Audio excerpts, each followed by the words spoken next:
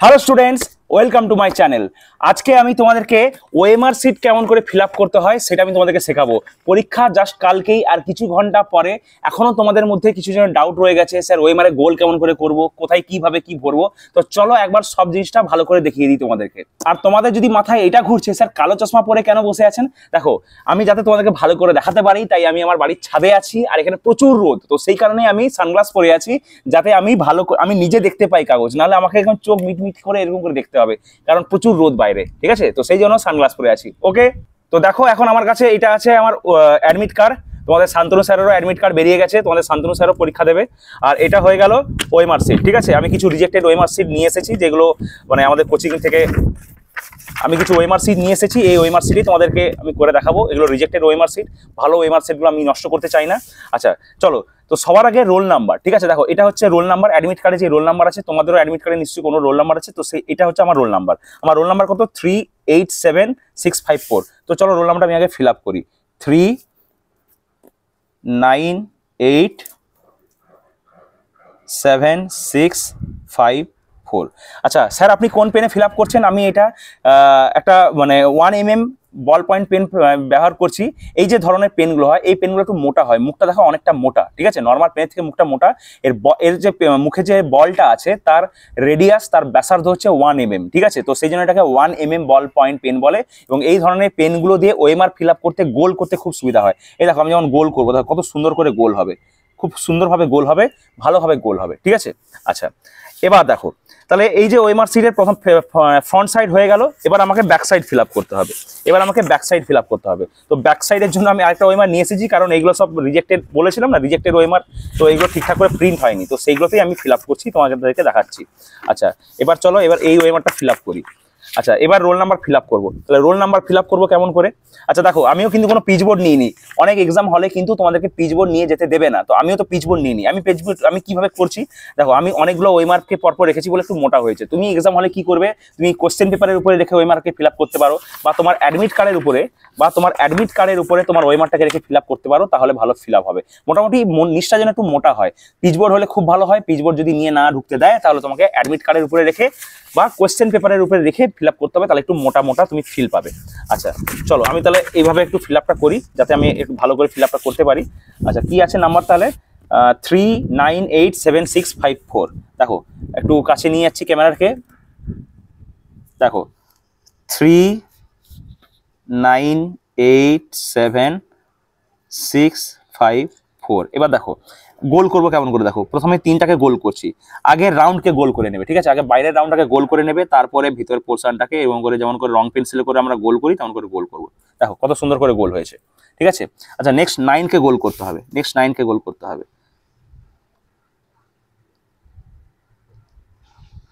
ঠিক আছে, দেখো 9 গোল হয়ে গেল।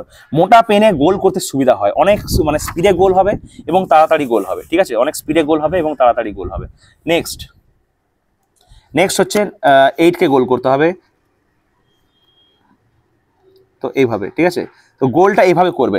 যখন গোল করবে আমি খালি জায়গায় দেখাচ্ছি, দেখো আগে এরকম করে রাউন্ড করে নেবে। ঠিক আছে, আগে এরকম রাউন্ড করে নেবে, দিয়ে তারপরে ভিতরটা এবং করে রং করে দেবে। ঠিক আছে, আগে বাইরে রাউন্ড করবে, আগে আবার দেখাচ্ছি, দেখো আগে বাইরে রাউন্ড করে নিলাম। ঠিক আছে, তারপরে ভিতর পোর্শনটাকে এরকম করে এইভাবে করে ফিল আপ করে দেবো। ঠিক আছে, এইভাবে যখন তুমি ফিল আপ করবে তখন গোলটা খুব ভালো করে হবে। ঠিক আছে, নেক্সট হচ্ছে আমি 8 হয়ে গেছে। নেক্সট হচ্ছে 7, তাহলে 7 ফিল আপ করে দিলাম।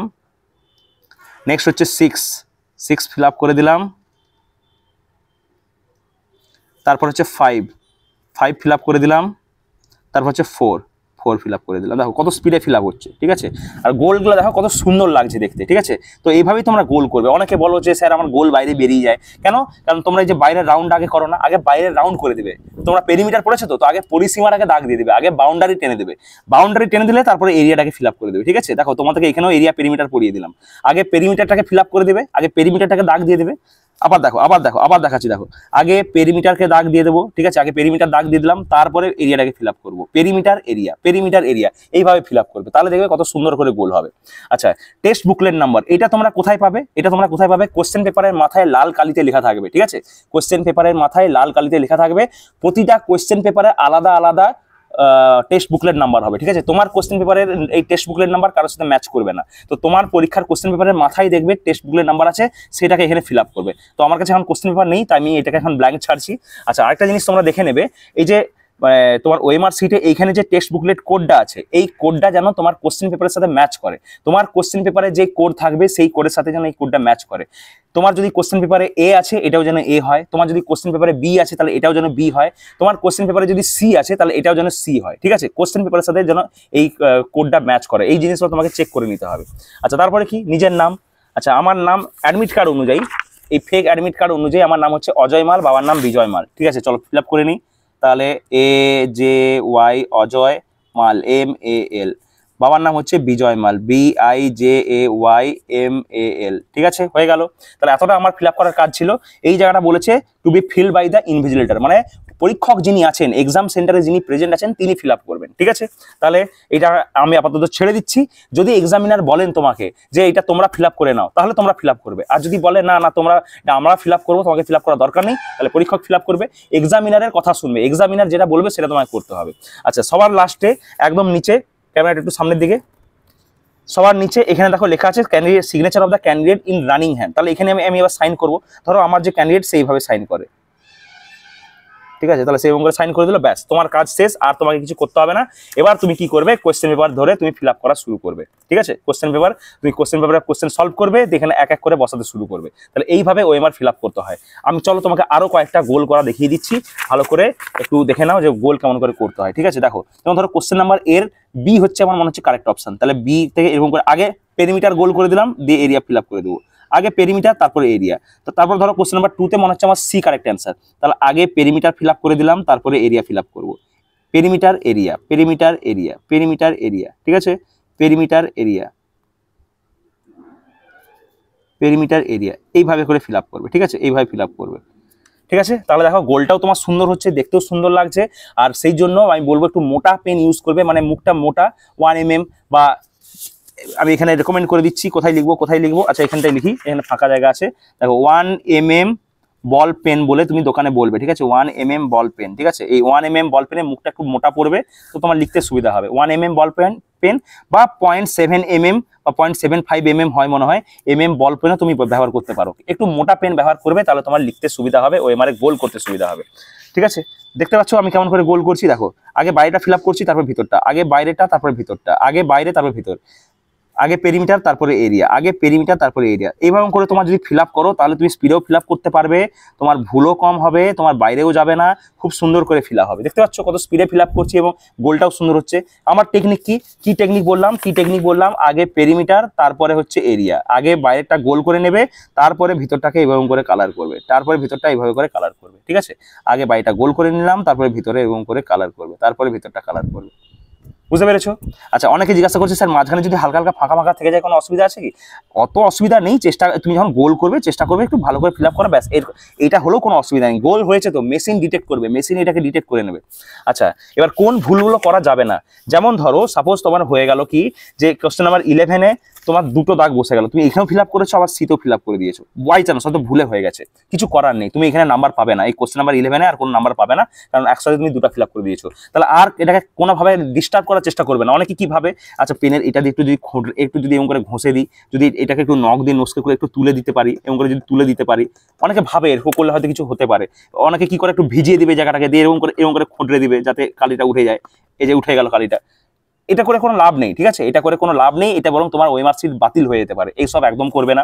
তারপর ধরো কি হয়ে গেল, হয়তো তোমার মনে হলো প্রথমে তুমি বি ফিল আপ করলে, তারপর মনে হলো না না না না বি উত্তর হবে না, তো ডি উত্তর হবে। অনেকে কি করে এরকম করে কেটে দিয়ে এখানে এরকম করে ফিল আপ করে, আবার কি করে অনেকে টিক মার্ক দেয়। এসব করে কোনো লাভ নেই, বরং তোমার ওএমআর সিট বাতিল হতে পারে। এসব কিচ্ছু করা যাবে না। তোমার যদি একবার উত্তর বসে গেছে তাহলে ফুল অ্যান্ড ফাইনাল, আর তুমি অ্যান্সার চেঞ্জ করতে পারবে না। দিস ইজ ওএমআর সিট, এটাই তো ওএমআর সিট। একবার উত্তর বসিয়ে দিয়েছো মানে আর কোনোভাবে এডিট করা যাবে না, ঠিক আছে? তো সেই জন্য সতর্কভাবে বসাবে, ভালো করে কোশ্চেন পড়বে। কোশ্চেনের দাগ নাম্বারে যেই উত্তরটা তোমার মনে হচ্ছে, যেমন ধরো কোশ্চেন নাম্বার 10-এর মনে হচ্ছে সি হবে অ্যান্সার, বা কোশ্চেন নাম্বার 20-তে মনে হচ্ছে ডি হবে অ্যান্সার, তাহলে আগে ভালো করে দেখে নিলে, সিওর হয়ে গেলে তারপরে বসাবে। আর একবার যদি বসিয়ে দিয়েছো আর একবার যদি বসিয়ে দিয়েছো তারপরে আর কোনো চেঞ্জ করা যাবে না। সে একদম সলমান খানের ডায়লগের মতো, ঠিক আছে? ওএমআর সিট হচ্ছে সলমান খান, একবার मैंने जो कमिटमेंट कर दिया उसके बाद मैं खुद की भी नहीं सुनता, সেই রকম ব্যাপার, ঠিক আছে? একবার যেটা ও নিয়ে নিল তারপরে আর কোনোভাবে পরিবর্তন হবে না। একবার যদি বসে গেছে, বারবার বলছি, আর কোনোভাবে পরিবর্তন করবে না। আচ্ছা, অনেকে জাস্ট একটু অল্প অল্প ফিল আপ করে ছেড়ে দেয়, এরকম মানে এরকম পার্সিয়াল ফিল আপ কিন্তু চলবে না। হ্যাঁ, সেটা তোমার অ্যাডমিট কার্ডের সেটা তোমার ওএমআর সিটের কিন্তু প্রথমেই বলা আছে, ইনস্ট্রাকশনই বলা আছে। দেখো, ইনস্ট্রাকশনই বলা আছে যে কি করা যাবে না। এটা হচ্ছে কারেক্ট, এটা হচ্ছে ইনকারেক্ট। দেখো, দুটো ফিল আপ করা যাবে না। আচ্ছা, তারপরে ক্রস দিয়ে এরকম করে এটা ফিল আপ করা, এরকম করে করা যাবে না, এরকম করা যাবে না, এরকম পার্সিয়াল ফিল আপ করা যাবে না, অর্ধেক ফিল আপ করা যাবে না। এটা হচ্ছে পুরো কারেক্ট, এইভাবে পুরোপুরি ফিল আপ করতে হবে, ঠিক আছে? তুমি যদি ভাবো যে আমি এরকম অল্প অল্প ফিল আপ করে ছেড়ে, মানে ধরো তাড়াহুড়া করতে গিয়ে তুমি এরকম অল্প ফিল আপ করে ছেড়ে দিলে, এরকম ফিল আপ করে ছেড়ে দিলে, না, এটা ধরা হবে না। বা দেখো, মেশিন করবে, কেউ মানুষ করবে না, ঠিক আছে? কোনো মানুষ তোমার কপি চেক করবে না, মেশিন চেক করবে। তো মেশিন কিন্তু কাউকে ছাড়ে না, মেশিন কিন্তু কোনো ভেদভাব করে না। মেশিন বুঝবে না যে তুমি কোন পরিস্থিতিতে ছিলে, কেন ভুল হয়েছে, মেশিন ওসব কিছু শুনবে না। তো সেই কারণে এরকম অর্ধেক ফিল আপ কিন্তু চলবে না, এরকম অর্ধেক ফিল আপ এটা চলবে না, মেশিন ডিটেক্ট করতে পারবে না। তুমি ভালো করে ফুল করে ফিল আপ করবে, ঠিক আছে? ফুল করে ফিল আপ করবে। তো আশা করছি ওএমআর সিট রিলেটেড যত ধরনের তোমাদের ডাউট ছিল আমি সমাধান করতে পেরেছি। এছাড়াও যদি তোমাদের কোনো ডাউট থাকে তোমরা আমাকে বলতে পারো, ঠিক আছে? তোমরা আমাকে জানাতে পারো, আমি তোমাদের জন্য ভিডিও বানিয়ে তোমাদেরকে বুঝিয়ে দেবো, ঠিক আছে? তার আশা করছি ওএমআর সিটের এই ভিডিওটা তোমাদের ভালো লেগেছে। কেমন, তোমাদের যদি এরপরেও কোনো কোয়ারি থাকে, কোনো ডাউট থাকে, তুমি কমেন্ট সেকশনে জানাবে, আমি কমেন্ট সেকশনে তোমাদের উত্তর দিয়ে দেবো। এবং লাস্টলি, সবাই ভালো করে পরীক্ষা দাও। All the best of luck. আমি ভগবানের কাছে প্রার্থনা করি তোমাদের সবার পরীক্ষা খুব ভালো হোক।